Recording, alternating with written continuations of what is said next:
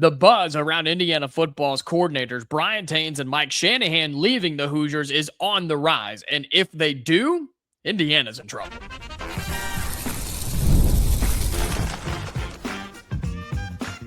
You are Locked On Hoosiers, your daily podcast on the Indiana Hoosiers.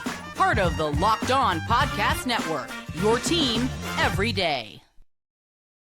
Welcome in. I'm Jacob Goins, host of the Locked On Hoosiers podcast. Thank you so much for being here with us and joining us on today's show. We're going to talk with TJ Pittinger, our buddy from Big Ten Football Addiction. A couple of fun topics for you, including his season prediction for Indiana. Plus, we talk about another significant game on that schedule. But we start today's show with the buzz and the uptick in conversation about Indiana football losing one or both of its coordinators this time next season. Before we get into that conversation, though, want to let you know that today's episode is brought to you by Kalshi. For a limited time, download the Kalshi app and use the code LOCKEDON to get up to $500 in bonus credits when you trade $25. And a couple of days ago, Pete Nakos of On3 just randomly decided to put out an article, just randomly decided to put out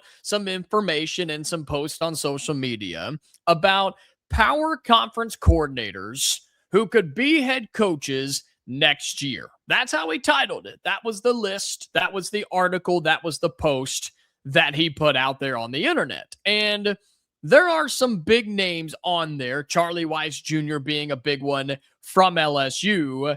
But then both coordinators for Indiana, two significantly powerful names in college football, were included on this list. Bryant, Haines, the defensive coordinator for the Hoosiers, and Mike Shanahan, the offensive coordinator for the Hoosiers. Other names on this list very quickly that you needed to see. I mentioned Charlie Weis Jr., right, coming from, or I guess at LSU right now.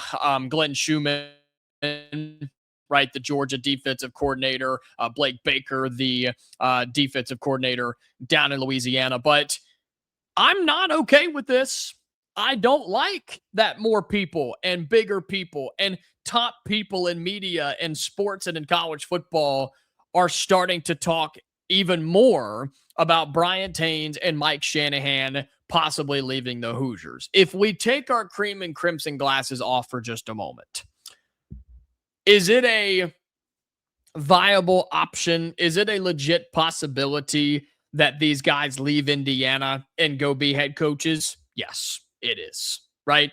Our buddy Spencer McLaughlin keeps telling us this. Our buddy Brian Smith keeps telling us this. Our buddy TJ Pittinger keeps telling us this. Everybody wants to remind me that Indiana's got two of the best coordinators in college football and that their names are being tossed around and have already been tossed around as head coaching options across the country.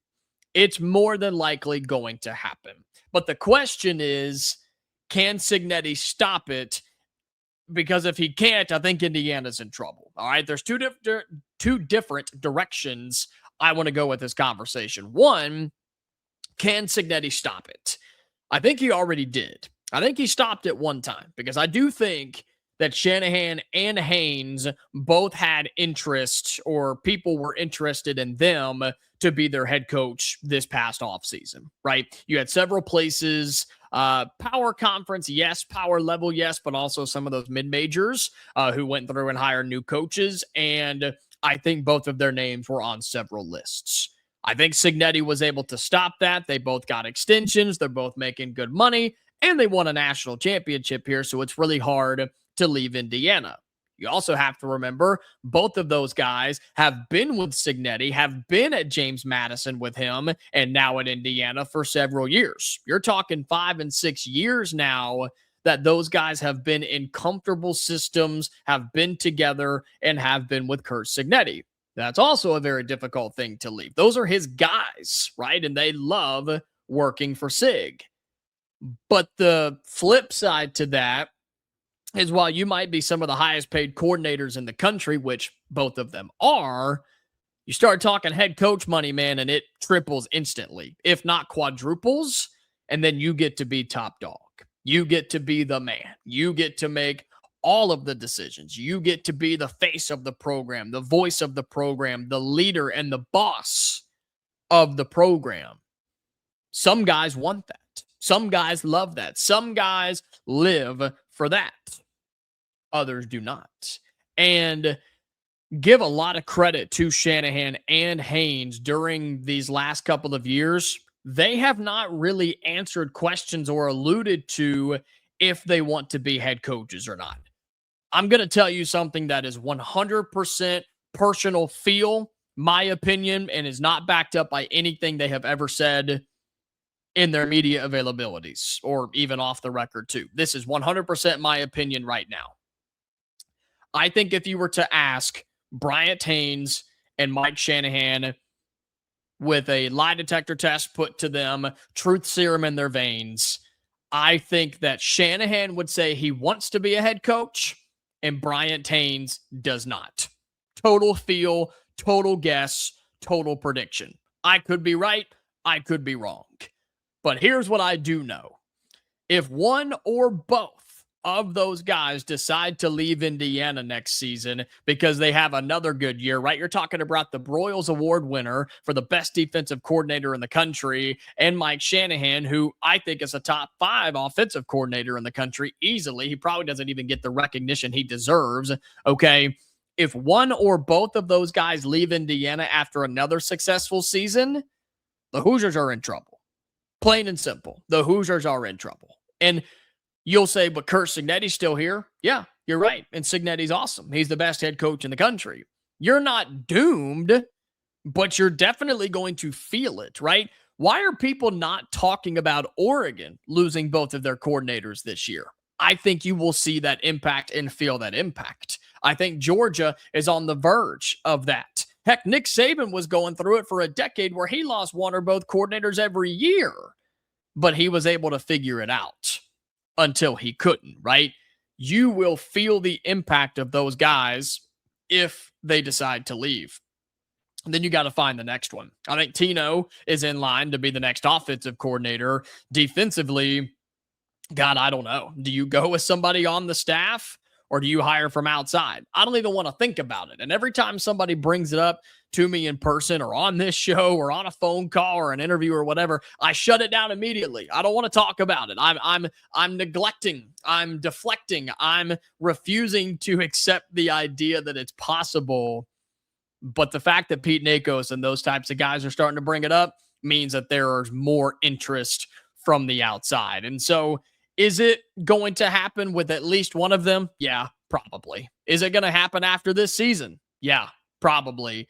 But if I'm having to make a prediction, and I guess I'm voluntarily making a prediction, I'm betting that Shanahan would leave before Haines would leave. I hope they both stay. I hope Indiana keeps paying them. And I hope that all 3 of Cignetti, Shanahan, and Haines retire right here in Bloomington. That's what I hope. That's my dream. But it's really hard to do that in today's era of college football. So wanted to bring that up and mention that again. I saw that earlier in the week and had some thoughts on it on this Friday. But when we come back, our buddy TJ Pittinger of the Big Ten Football Addiction Show and the College Football Addiction Show, he joins us right after this fun conversations as he makes his prediction for Indiana football season. And we talk about another big time game on that schedule. Both of those conversations coming up next. Today's episode of Locked On Hoosiers is brought to you by The Game. Since 1986, The Game has been creating classic college hats that fans are proud to wear. Whether you're an alumnus, current student, season ticket holder, or simply someone who never misses a game, a great college hat is more than just apparel. It is a way to represent your school wherever you go. This year, The Game is celebrating its 40th anniversary by giving fans a chance to save on some of their most iconic college hats. If you've been thinking about replacing an old favorite or adding a new one to your collection, now is the perfect time. I've got one Indiana hat from the game. I was literally just looking at it the other day. I'm about to order 2 or 3 more. Some that I wear, some that I use for decoration here on the pod when I'm back in my normal setup. And man, I just love them. They're super cool. They've got all different styles, all different colors, all different sizes. You name it, they've got it. And whether you're an Indiana fan or not, if you happen to be here and you're a fan of someone else, or even your pro teams, right? They've got you covered with tons of teams and tons of options. With hundreds of officially licensed college hats to choose from, you'll find the perfect fit for game day and every day. Don't miss this chance to celebrate 40 years of the game with 40% off your entire order. Visit thegamecaps.com and use promo code LOCKEDON at checkout. That's thegamecaps.com. Promo code LOCKEDON. Celebrate 40 years of the game with 40% off. But don't wait. This anniversary offer will not last forever. All right, welcome back, Locked On Hoosiers. I'm Jacob Goins, TJ Pittinger, Big Ten football addiction, and I'm turning it over to you, my friend, because fall camp is underway across the country, including for Indiana. I need your schedule prediction, my man. There's a lot of talk about the schedule going on right now. I need your prediction. Most win totals, depending on where you look, 10.5 is pretty consistent for Indiana this season. 10.5 wins. But even despite that, when you look at the schedule, top to bottom, non-conference games, pretty easy start to Big Ten play. And I see 4 games on this schedule that Indiana, it will determine their season. But you tell me, brother. You tell me what you're thinking with Indiana's schedule and your predictions for 2026. What stands out to you right now? My biggest prediction is that I will bet my mortgage 3 times over on them getting out of September at 4-0. I surely hope so. I if really not, hope so. We're having some rate, like where's the where is the bottle of bourbon so that you and I can have rage fest sessions on what the heck has happened. Yes. But yeah, no, so you're right. Like through the Rutgers game, right? Like I would be shocked if they're not 5-0. And they'll be favored on the road at Nebraska. I think that Nebraska game is trickier than people want to admit. Now, on a neutral field, in a lot of other scenarios, I think that game, we would all pick, I think most Nebraska fans are going to pick, Indiana to win that. Sure. I do think after playing as soft as a schedule as they're going to play through the first 5 weeks, there is the danger, if I'm trying to paint like the what to watch out for, there's a danger of developing bad habits, kind of taking your foot off the gas at times, not getting as many reps through that first 5 weeks for your top line guys as you might need. Now, with a coach like Cignetti, I worry a little bit less about them not being fully bought in, intense, all of those things. So the worry there is minimized, but I will tell you, you're going to play an incredibly physical and tough Nebraska team that understands, man, we got to upset somebody. Because if we don't upset somebody this year, we're in some trouble. And I don't know that there's a better place for them to pull an upset on their schedule than welcoming Indiana in, who Indiana is coming off of 5 straight kind of nothing burger games. Yeah. And they're playing Ohio State the very next week. We're talking about a top 5 matchup. Like it is the classic.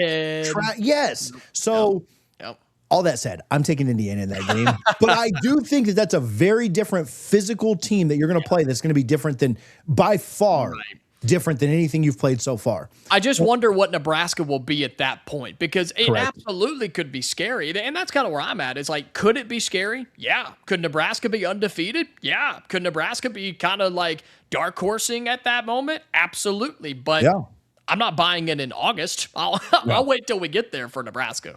Yeah, I think they have a great chance to come into that game undefeated or with 1 loss max. Like they're going to beat Ohio, Bowling Green, and North Dakota to start their year. Who else do they have on there? Michigan State on the road and Maryland at home.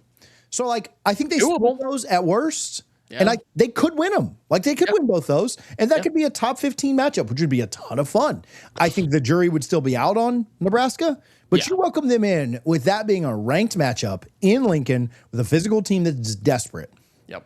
That's worrisome. Now, then you get into like hell month and a half for Indiana. And it hits. And I think that's where things get, you're talking about playing the most physical team that you've played so far in Nebraska. And then immediately, no matter what happens there, turning around and probably playing the most talented team, playing the most talented team on your schedule in Ohio State, who Ohio State, let's remember, in their last 2 games, as favorites, got sacked 10 times, and understands that their next big test, though they have Texas early in the year, their next big test to really prove themselves will be on the road against probably a top 5 opponent in Indiana.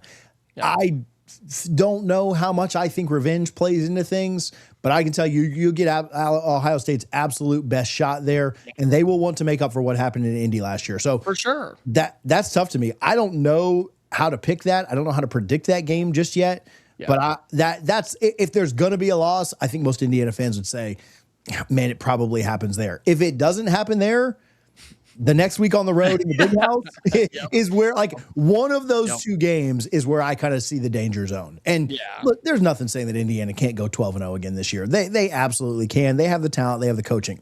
But whether it's playing the most talented team on your schedule or just being beat up from playing two really physical teams, a trip to the big house right after that against a quarterback like Bryce Underwood who can go off.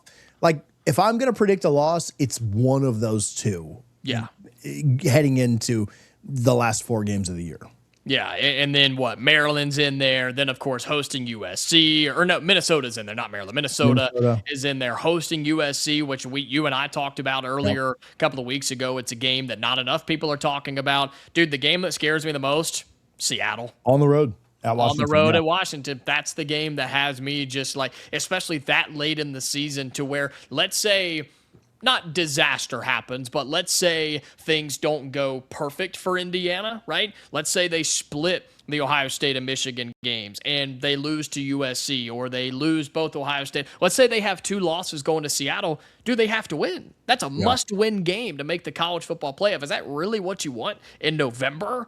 To go on the road to that place, to Husky Stadium against Jedd Fisch, Damon Williams in Washington, and have to win a road game? Indiana can do it. They've done it several times under Cignetti. I'm just saying that's the game for me that it's like, dude, don't put yourself in a position for that to be a must-win game for me. So you're kind of in the same boat I am. Pretty much 4 games determine the entire season if Indiana handles business the rest of the games, right?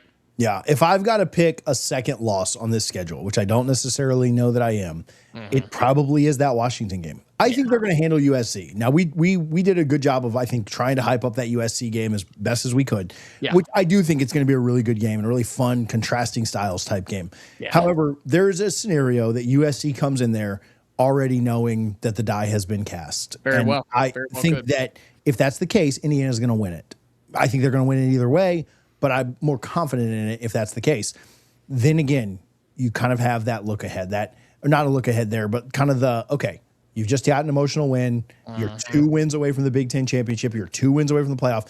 What do we see out of that Washington game? I think Damon Williams is a top 3 quarterback in this league. I'd put Dante Moore up there. Julian Sayin is probably up there. And then you maybe have some debate with Jaden Mayava and Damon Williams. I know that Hoover's up there too. We'll see how that goes. I doubted Fernando Mendoza last year, and it'll probably come back to bite me again this year.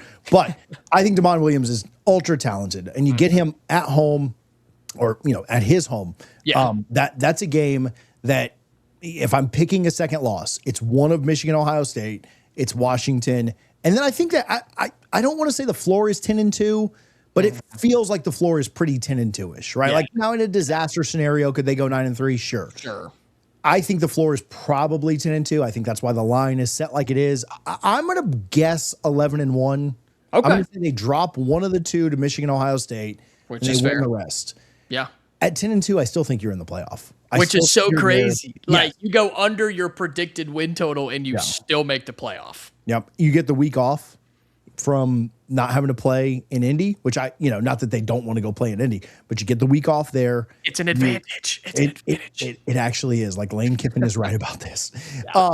You get the week off. You don't have to go play there. You don't have to risk a loss, which, in the last 3 years, in the Power 4, I don't know if you know this stat or not, last 3 years in the Power 4, every team that lost a championship game dropped except for Alabama last year.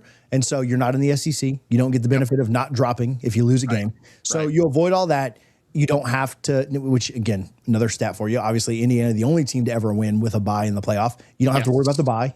You're in and you get to play a group of 5 or somebody early. So yeah, I mean, They're a playoff team to me, unless not wheels come off, but unless things really go poorly or they lose to a Nebraska or somebody they shouldn't. They're a playoff team. They're a 10-2 team. That's the way I kind of see it shaking out. But me saying it on August 4th doesn't really mean a lot. We'll see when the season rolls around here in about 30 days.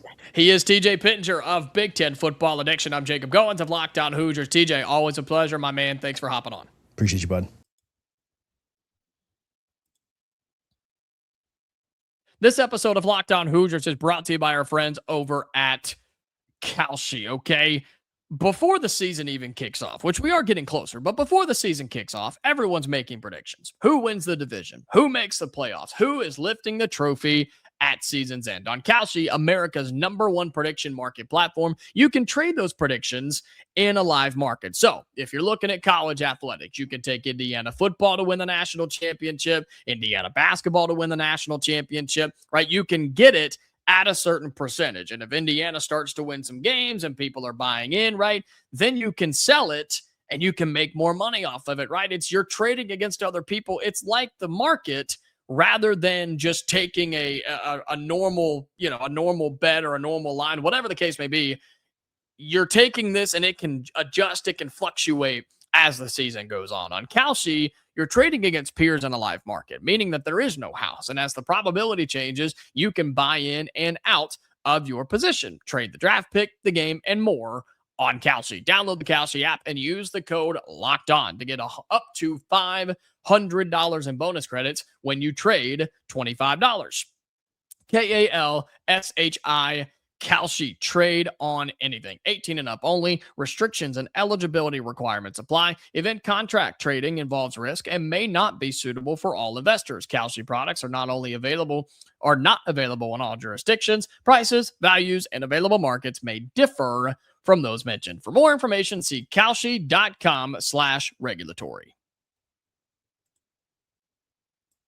Welcome back to Big Ten Football Addiction. We have Jacob Goins here, Locked On Hoosiers, with us to talk a little bit about this Michigan game. We've talked about Ohio State. We've talked about USC.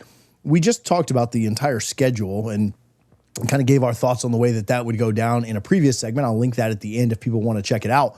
But this Michigan game, being the week after Ohio State, to me is the most difficult possible game that you could play after playing. Like, Ohio State is incredibly difficult for its own reasons, but then to have to go to the Big House just 7 days later after either the most emotional win or the most emotional loss of the year. Right. It's a tough task to ask Indiana to go up there the week after. I don't know who you guys pissed off in the league scheduling office, but you probably need to try and make up to them somehow. Yeah, I think the only thing that would be more difficult is if Indiana were hosting Michigan and then going to Ohio State the very next week. Like, I really think that would be the only other more difficult possibility. And sorry, weirdly enough, I shouldn't say nobody, but not a lot of people are talking about the trip to Ann Arbor. And I think a lot of that revolves around, TJ, just the question marks with Michigan, right? New head coach, a lot of new players. Yeah, Bryce Underwood is back, but we haven't even seen the full potential of him, and is Whittingham and that coaching staff the group to do it? We don't know, right? I think everybody believes Michigan could be dangerous. Michigan could be a contender. Michigan could be a title contender if everything goes well. But this is a game that's sandwiched right in the middle of the season. We just don't know what Michigan's going to be. And I think for a lot of people, at least Indiana fans and Indiana folks, that Ohio State game is everything to us because it will go down as the biggest game in Memorial Stadium history. In the history on campus of Indiana football, this will be the biggest game to have ever been played.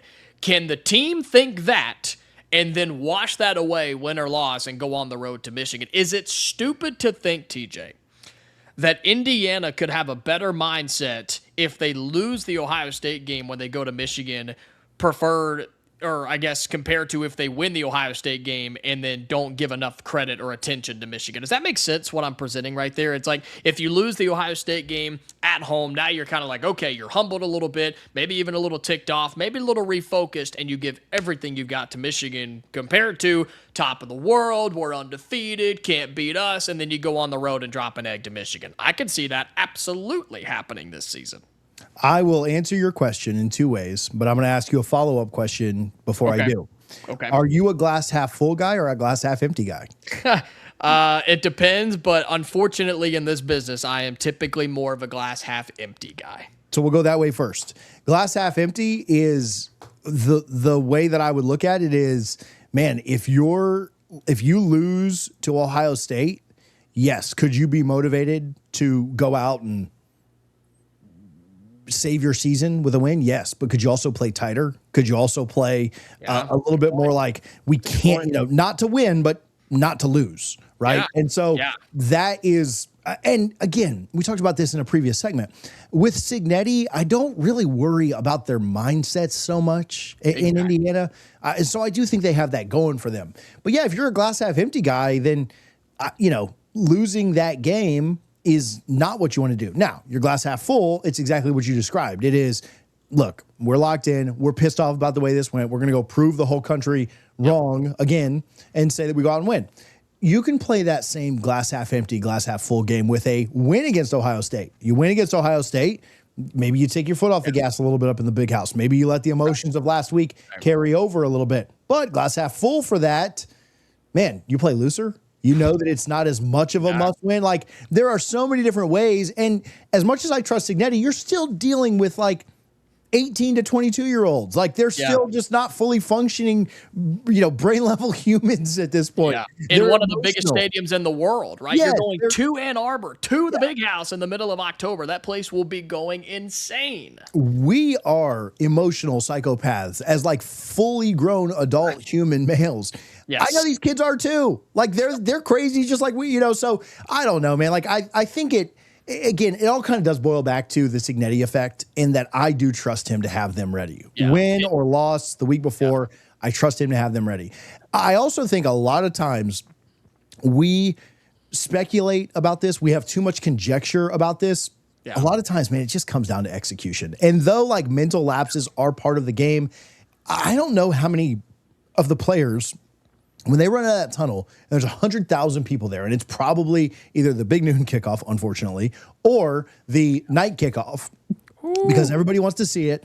I don't know how many of those players are thinking in the back of their mind, well, the Ohio State, remember when I made that great catch? Remember when that guy broke that tackle and they ended up beating it? Like, I think they really do lock in, and it comes down to the execution on the field. And so with a Cignetti coach team, I do worry about the emotional highs and lows a little bit less. I think another kind of point of this is you look at, we talk about how tough it is for Ohio State the week before, or for Indiana the week before. I mean, Michigan does play Penn State the week before. I was just looking at their schedule.